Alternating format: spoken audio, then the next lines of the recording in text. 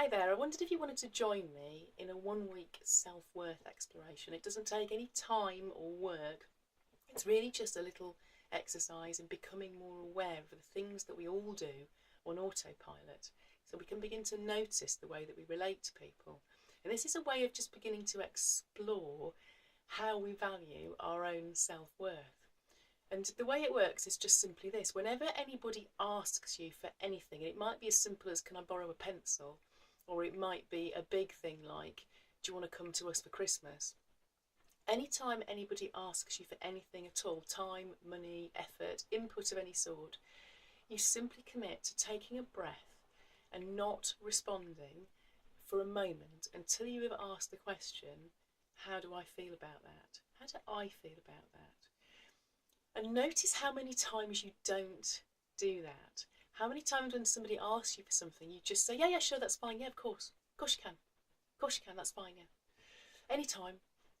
Notice your reflex responses, how many times you just automatically say yes, give somebody what they want, without even thinking about it. It's really important to begin to notice how much we do that. I'm not suggesting that you do anything differently in the way you relate to people or what you actually say, but you're simply noticing your instinctive reaction. So it's just purely about taking a moment whenever anybody asks you for anything at all to breathe, come back to yourself and genuinely ask yourself silently in your head, how do I feel about that?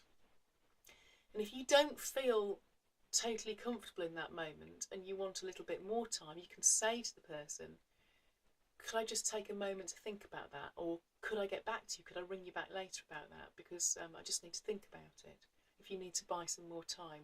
But really it's just an exercise in awareness, in noticing.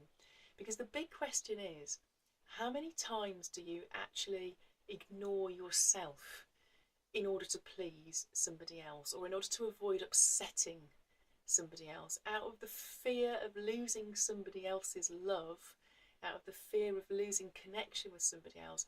How many times do you abandon yourself, ignore yourself, brush your needs and your feelings under the carpet? There's the big question, and most of us are doing this loads of times every day, I reckon, because we simply feel unable to consider that question, because therein lies the nub of it.